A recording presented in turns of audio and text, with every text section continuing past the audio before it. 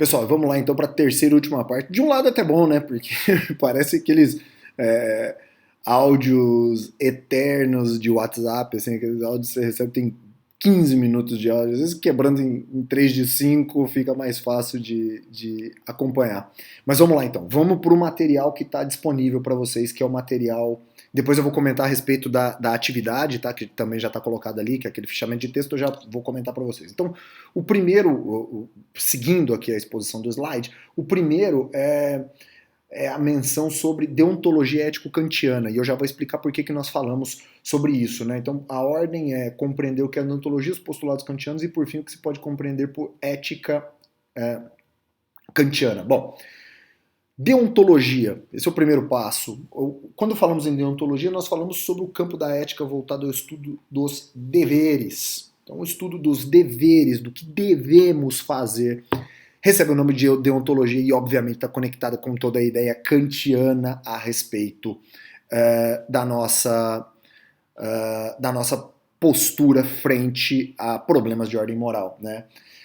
Um ponto importante aqui, quando nós falamos de teorias normativas da moralidade, portanto, quando falamos de ética kantiana, nós costumamos falar, sobretudo para quem trabalhou com o texto do Bert, o pessoal das turmas do Matutino, costumamos falar de uma ética dos antigos, de uma ética dos modernos, e nós vimos até agora teorias normativas da moralidade voltadas à busca daquilo que é bom, daquilo que significa um sumo bem, daquilo que significa a busca de um viver bem, a busca do que é bom, em detrimento daquilo que eu devo fazer. Então nós falamos até agora e quando falamos de moralidade numa perspectiva antiga, nós falamos de teorias teleológicas, ou seja, voltadas a fazer prevalecer o que é bom sobre o que é moralmente correto ou obrigatório. Avalia-se não pela qualidade intrínseca, mas pelo alcance de certa meta valiosa por maximizar certo estado de coisas considerado bom.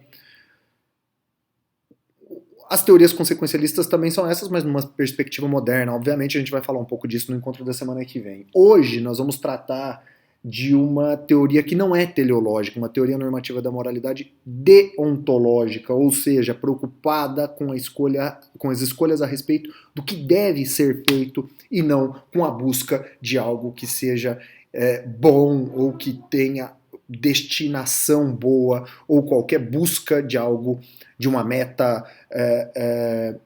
valiosa ou de algo que seja intrinsecamente bom, né? A busca aqui devo escolher aquilo que é moralmente correto ou moralmente obrigatório em detrimento daquilo que seja bom. Bom, o Kant, já numa das passagens do texto que eu disponibilizei para vocês, diz que só as ações realizadas por dever têm valor moral, isto é, são próprias de uma boa vontade. Assim, ações realizadas segundo o dever são ações realizadas por respeito à moral. Bom, eu indico aqui 3 obras de Kant, sobretudo para aqueles que querem, que têm desejo em uma leitura mais aprofundada de Kant. Na minha opinião, as 3 obras mais importantes do pensamento kantiano, que nós vamos tratar é a terceira, a Fundamentação da Metafísica dos Costumes, uma obra de 1785. A questão do conhecimento é uma questão decisiva também em Kant. Nós temos falado do problema do conhecimento desde o início do nosso curso, né? Falamos sobre como o conhecimento impacta na própria definição dos grandes campos de preocupação da filosofia moral, como o problema do conhecimento impacta na divisão entre sobretudo metaética, ética normativa, mas também ética aplicada, como o conhecimento, como o problema do conhecimento é decisivo para isso. Como o problema do conhecimento é decisivo no pensamento platônico em especial, como o problema do conhecimento é decisivo também no pensamento aristotélico, como o conhecimento é decisivo, como a ideia, a definição do que seja conhecimento e do processo de conhecimento é algo importantíssimo também para os filósofos da cristandade.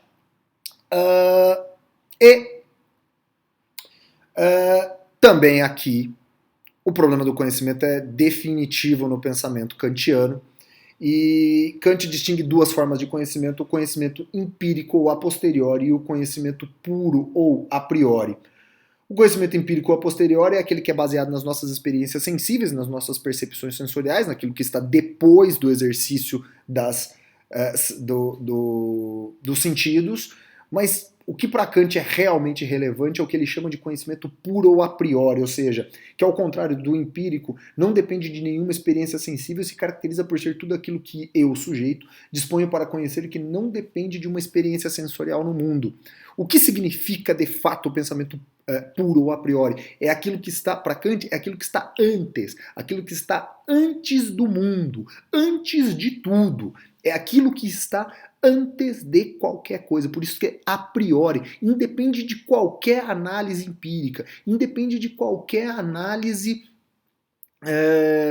independe de qualquer análise da realização empírica, prática de nossas percepções. É aquilo que está antes do mundo, é aquilo que existe independentemente da empiria, é aquilo que existe independentemente da nossa existência, é aquilo que existe antes a priori do mundo, antes a priori do universo, antes a priori do homem, que continua sendo e seguirá sendo, independentemente, inclusive depois da nossa do término da existência humana por aqui, se isto acontecer. Ou seja, é tudo que está antes, tudo aquilo que não tem qualquer impacto de experiência sensível, qualquer impacto de empiria.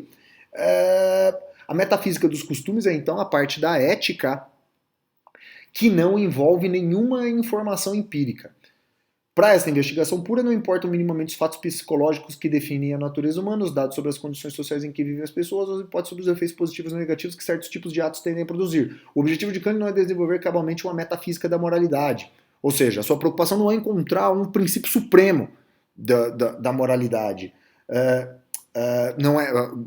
A sua ambição não é encontrar uma justificação metafísica da moralidade, mas o seu princípio supremo, ou seja, aquilo que baliza e aquilo que define as nossas escolhas. E é isso que eu procuro fazer de maneira um pouco mais pormenorizada no slide seguinte. A moralidade como questão de liberdade. Kant abre a fundamentação da metafísica dos costumes com a seguinte frase: neste mundo, e até também fora dele, nada é possível pensar que possa ser considerado como bom sem limitação, a não ser uma só coisa, uma boa vontade. O que ele quer dizer aqui? Ele quer dizer que as nossas escolhas só são escolhas morais quando pautadas por uma boa vontade. E o que significa esta boa vontade em Kant? Significa que nós, enquanto seres racionais, fazemos as nossas escolhas e somos detentores de dignidade. Isto, como seres racionais, ou seja, seres portadores de racionalidade e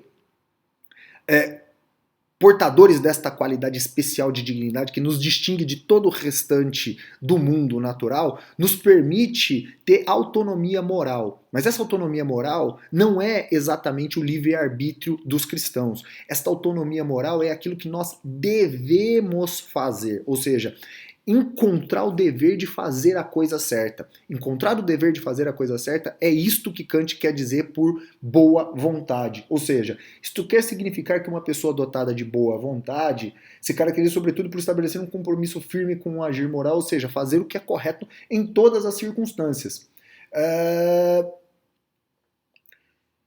E, evidentemente, o reconhecimento do valor moral não está nas virtudes, na felicidade ou na beatitude, mas em determinar qual o dever, determinar o conceito de dever melhor, determinar qual o dever que temos frente às escolhas diante de problemas de ordem moral. Portanto, a ideia de boa vontade é a ideia de consciência do dever, a ideia do que nós devemos fazer e quais ações são verdadeiramente praticadas por dever e não para mera satisfação dos nossos interesses, desejos ou aquilo que Kant chama de inclinações. Os nossos desejos e interesses particulares, humanos, individuais.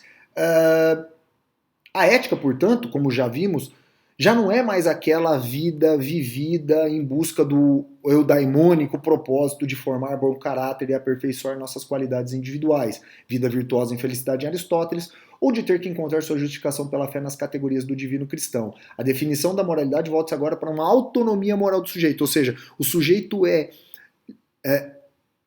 possui autonomia para fazer as suas escolhas, mas nós não estamos preocupados com uma referência metafísica que nos diz o que fazer para garantirmos a vida eterna ao lado de Deus, como era para os cristãos. Mas agora o que devo concretamente fazer em termos de escolhas positivas para mim e que impactam positivamente na vida e na convivência com os demais em ordem social. Então, fundada na racionalidade do sujeito que condiciona o objeto e fundamenta a vontade que determina o próprio agir. Para Kant, então, vontade é a faculdade de agir conforme um dever. Se é, então, a vontade afirmada na autonomia racional que interessa, para Kant, a ação do sujeito não vale nem por ela em si abstratamente considerada e também nem pelas consequências dela decorrentes. O objeto de estudo da moralidade, a partir de Kant, passa a ser a ação concretamente realizada, a ação do sujeito enquanto boa vontade.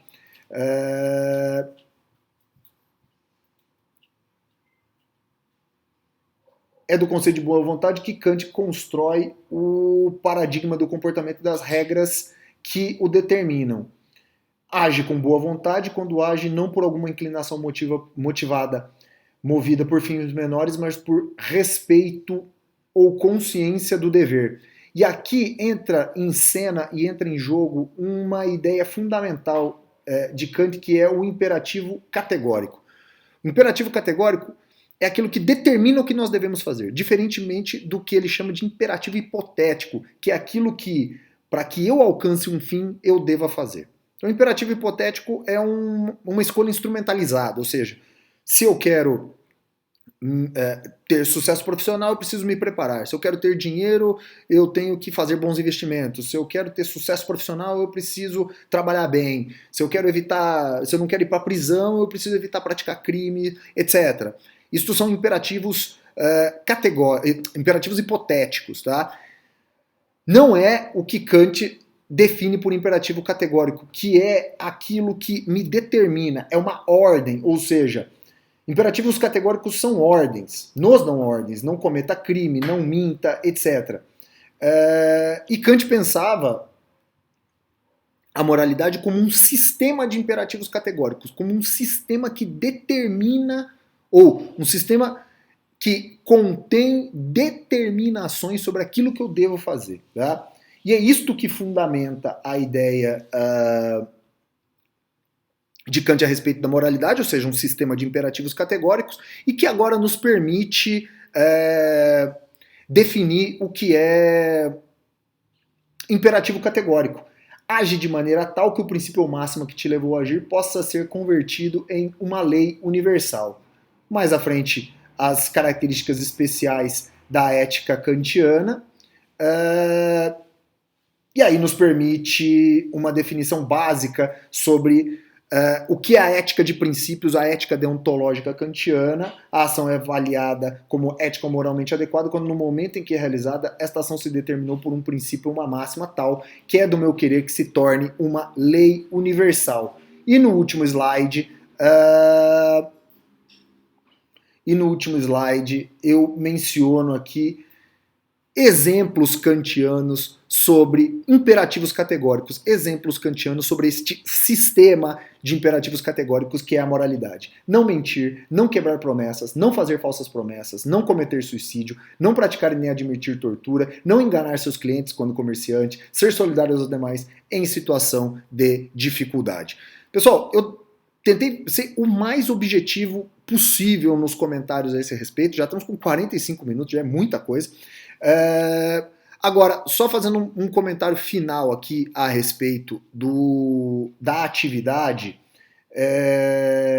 eu deixei ali como atividade, valendo 2 pontos, a indicação que eu tive inicial, um fichamento de texto. Ou seja, vocês vão pegar o primeiro capítulo lá, o texto do Kant, a fundamentação da metafísica dos costumes, o primeiro capítulo, e vão fazer um fichamento. O que consiste o fichamento? Identificação das ideias principais do texto, transcrição dessas ideias no papel e comentários a respeito destas ideias. Já tem o campo certo ali para o envio, tá? Se não, me mandem mensagem aqui que eu procuro indicar, eu estou seguindo também as orientações do NEAD, tá?